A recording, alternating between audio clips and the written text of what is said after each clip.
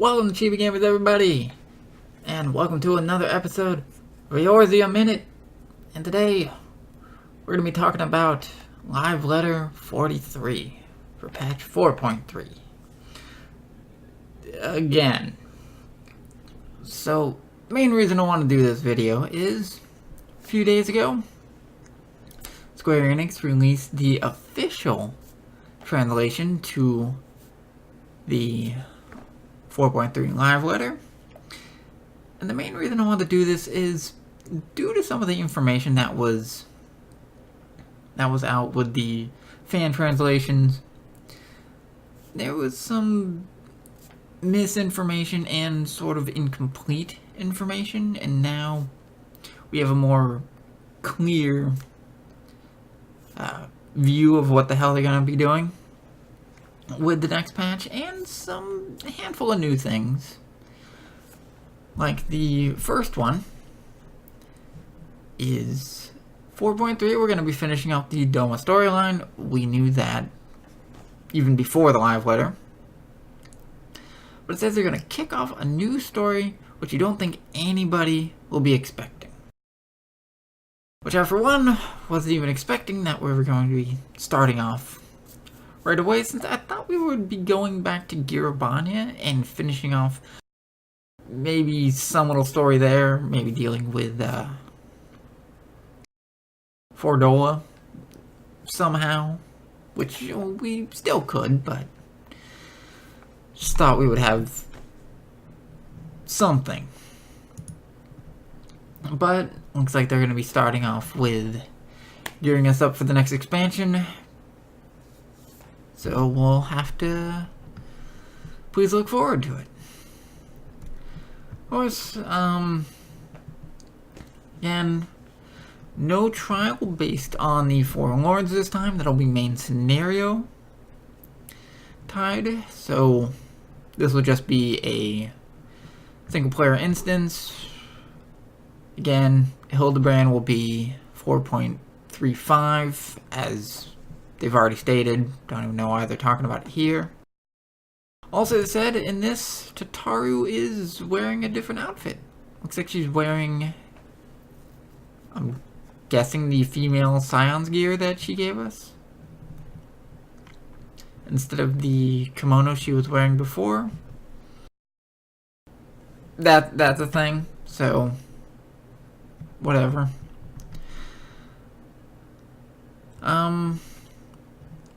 The Beast Tribe will be the Namazu. This will be the Crafters and also Gatherer class. And the mount reward is pretty interesting. Don't know what it will be. But then again,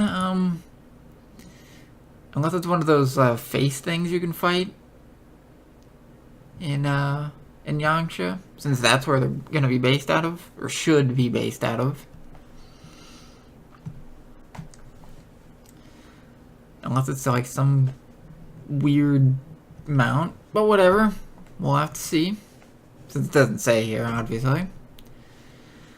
Dome and Reconstruction will be in 4.3. Looks like we can start this after finishing up the main scenario quest. Yeah, so recommend you start working on this once you've completed the main scenario quest. Okay. That's the odd number patch. We're only going to be getting one. No new information here. And this is about the trial. Since we're only going to be getting a main scenario trial, we're not going to be getting a Four Lords one. And they're not going to tell us what it is. It's going to be Xenos. Lock it up. But they're not going to tell us. They're not going to tell us till the patch shows up. And even when the patch is up, they're just going to make it a secret till we fight it. And we come to the Ritorana Lighthouse. So, fan translations said this was going to be, that this will be greed only for the 24-man raid. the fan traduction said this was just going to be here. Looks like this will be to all of them. So if you haven't gotten your Circus Tower or Labyrinth of the Ancient gear, get them now. As all gear that will be attained will be rolled on by everyone. But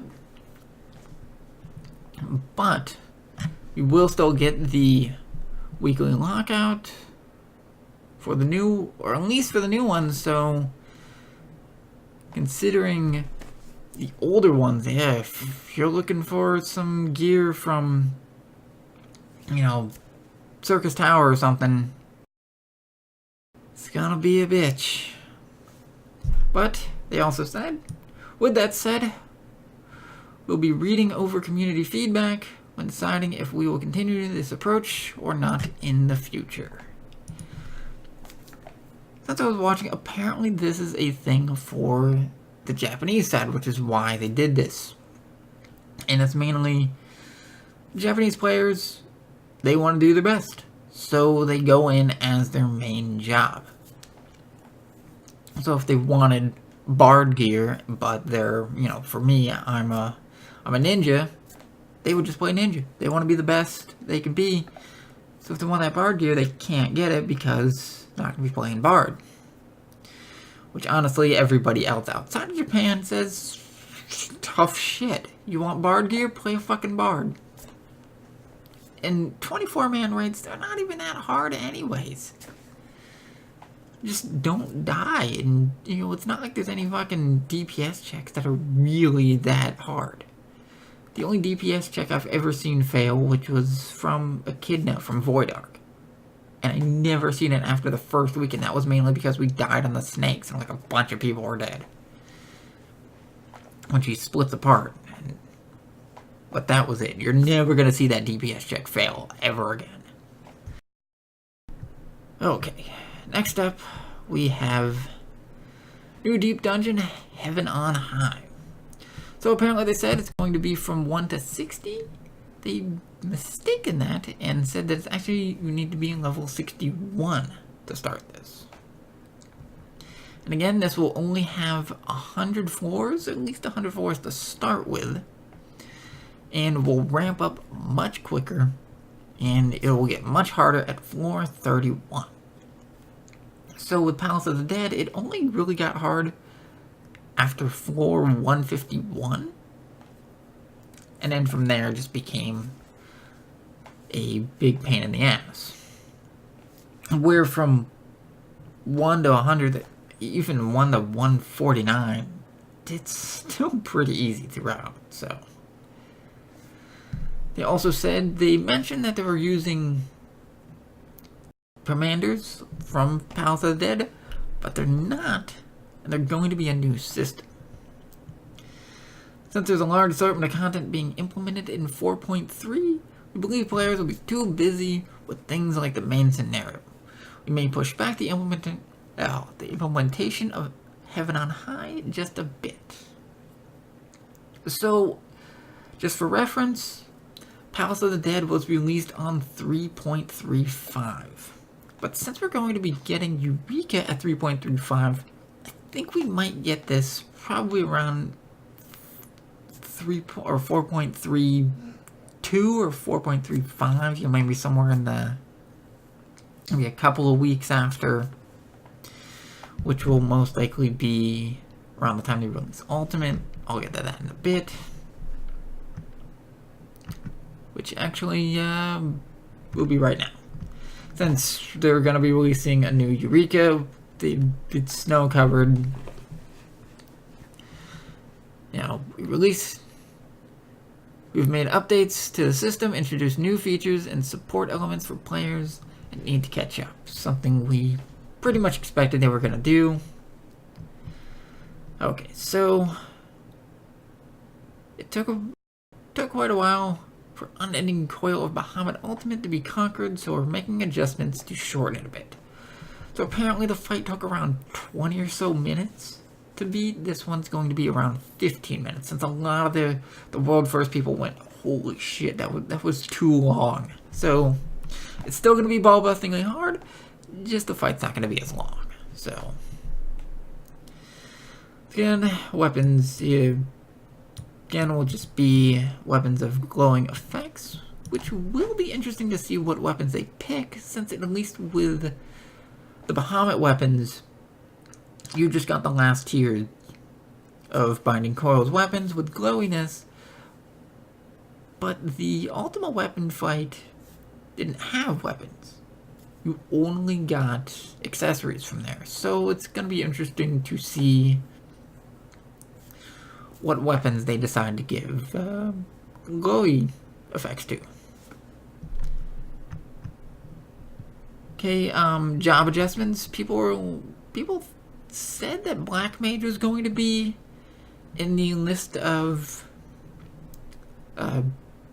jobs that were going to get buffed or nerfed. Apparently that is not the case, as Dark Knight, Samurai, and Astrologian will be the only ones getting affected, with Samurai planning to receive adjustments that will increase their damage output. So, more PvP stuff. Pretty much the same as the last stuff. Okay, so we have the Glamour system. In order to resolve inventory issue, we made it so that items converted to Glamour were destroyed. However, based on feedback we received globally, we had added a system that allowed players to claim items converted into Glamours. This will also apply to items that were converted into Glamours before 4.3 as well. However, please note that they will not be able to retain the data showing the name of the person who crafted them. So you can finally pull them out, but if you crafted them yourself, that name's not going to be there anymore. Whoopee. Such a cost that you gotta sacrifice. Okay, so performance. This is for the Bard. This time we'll be adding sounds for 5 types of wind instruments and an animation for playing a wind instrument. Since before it was always just a harp no matter what instruments you picked, so which will probably just be the flute, since that is an animation they already have. Said they want to, they're going to increase the quality, and also they're going to expand the keyboard UI and also add features such as being able to sustain the sound while the key is held down and fading afterwards. So just for people speculating of what instruments we could get, or anybody who has no idea what wind instruments are, well, we can be looking at possibly saxophone, trumpets, clarinets, maybe a horn, trombone, most likely flute since we already have one, recorders, pan flutes, please let there be didgeridoos, and of course, since we gotta have the Zelda people, with the ocarinas, maybe even harmonicas. So that, and we have housing. Yeah, we're gonna be guest books, which they can leave messages for people, and you can like houses, because that needed to be a thing. Also, they brought up that they wanted to do mannequins. Mannequins will apparently be much later. It'll be much later than 4.3, but the development of mannequins where you can equip them with your favorite gear is also moving forward. But another thing is that I was going to incorporate the market board. Reading this still makes no sense. While we're looking into linking the mannequin and the market board so players can purchase gear equipped on the mannequin directly from there. By doing this, players can suggest interesting, unique outfits for other players and you can purchase outfits if you like all at once. We're hoping it's going to lead to various types of playstyles. The problem with this here that I don't really understand is, are you going to be doing this from someone else's house? Because you can't interact with anything in their house anyways. And if you can buy stuff from your own mannequin, that's just pointless since you already own the items. So, okay. Maybe you will be able to interact with these, but I don't know. This one, we will be getting a 8-man duty roulette for raids.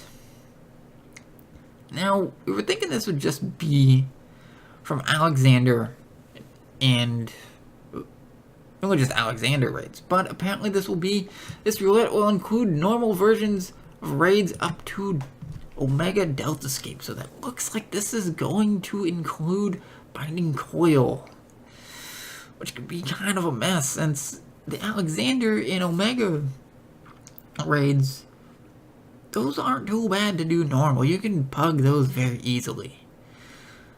The Binding Coil, though? You get synced turn 9 with pugs? I don't think that's not a good idea. That's not a good idea at all. That's gonna be a mess. Or at least you're just gonna get people who just like immediately bail the second they get in. Be like, oh, fuck this.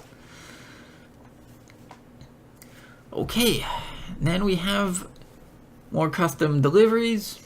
A third custom delivery client will be introduced. The player has already met this person before and should be familiar with them. Once you build enough relations with this NPC, you'll be able to freely change the NPC's outfit as well. Well, it doesn't say if we can just change them with whatever equipment we want, or they're gonna have like a set outfits that we can pick from, but I don't know. I don't know who this could be, but we will we'll find out. Okay, so, and lastly, we will be to cross-world link shows. Cross-world link shows will be introduced, and players will be able to chat with those in other worlds under the same data center. So, primal people can only talk to primal people, ether people can only talk to ether people. Please note that unlike normal link shows, the link shows will be destroyed once the number of players in it drops down to 1. This feature adds a fair amount of stress on the server, so in patch 4.3 we're limiting each player to 1 cross-world link show. We're planning to ease up this restriction once we're able to see a stable performance. One cross-world link show can have up to 64 players in it. So, only 1 link show per person, and only half the amount of people per that 1 link show. From here, they do talk about the companion app. They said we're currently assuming around 500 yen, which is about $5, but nothing new that wasn't already stated, though it does say, in clarification, that it will just be the ability to buy an additional retainer, so you'll not get an additional retainer. You'll have the opportunity to spend more money. Once you spend $5, you then get the opportunity to give Square Enix more money.